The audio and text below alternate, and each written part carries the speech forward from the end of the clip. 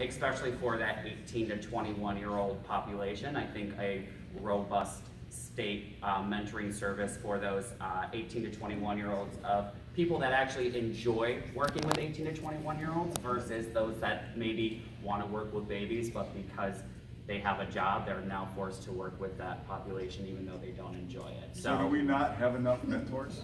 I think there's a severe mentoring shortage across the city. Each agency sort of has its own sort of outreach. There's no sort of state-sanctioned mentoring service for those populations in those communities that need it. When you get out of Chicago, a lot of those services are restricted.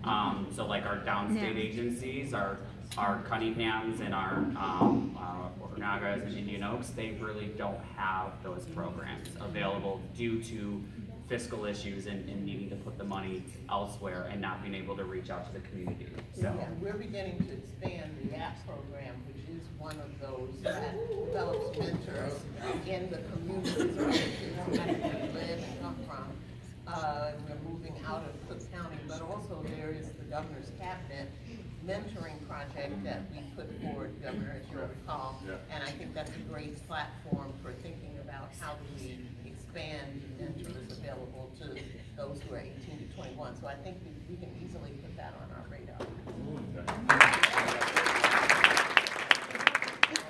On the side of like the mentoring, I can see where they're talking about with the Indian Oaks part, because with Indian Oaks, a lot of the mentors they don't have like a mentor thing unless it's a staff at Indian Oaks. They don't really do those, and you already get one-on-one with those staff basically anyways.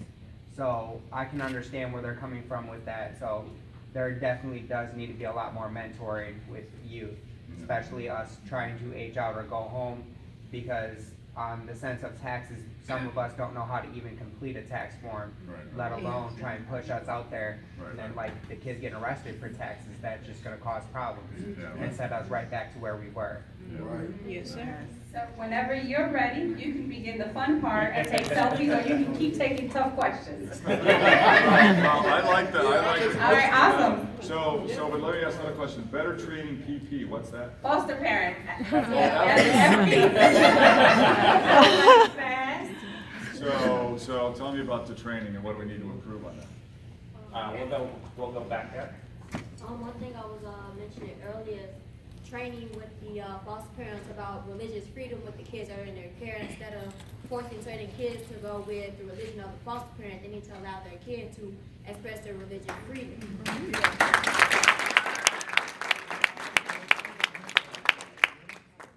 One right there.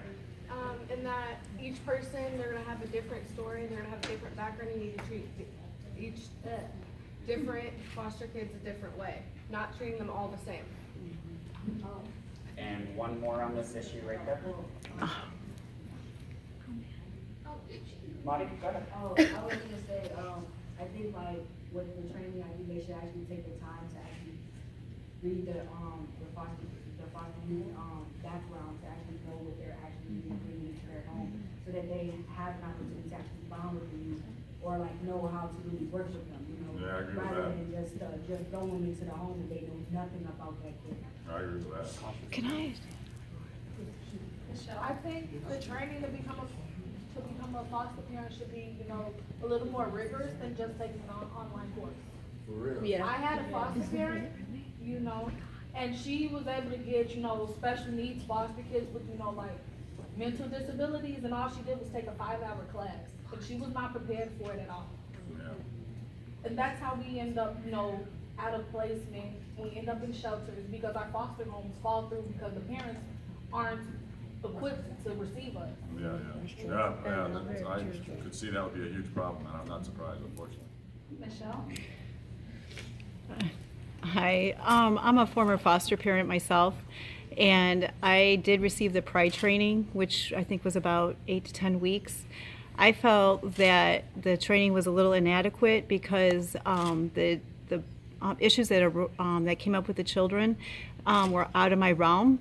And I think there should be training that continues throughout. There is training that I could take online and virtual training, but a mentor or somebody that's done it before, kind of leading me through it, would have been really beneficial.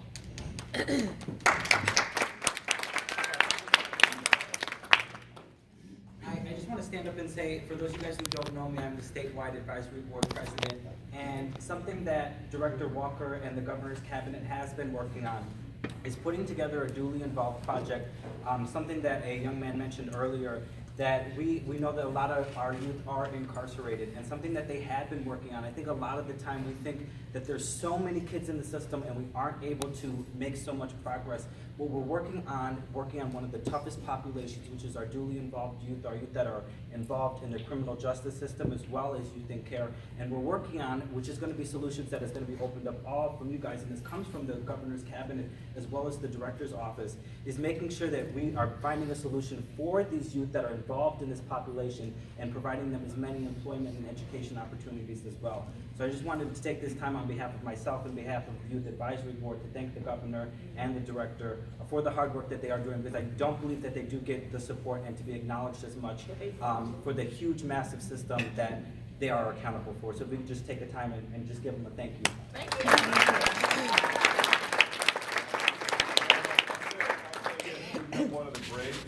We have one of the great public servants here in the state of Illinois, and she is passionate for helping you and all our youth in care and all of our young people who are facing challenges and deserve to get the most support. She is phenomenal, and I think all of us owe Director Walker a huge debt of gratitude.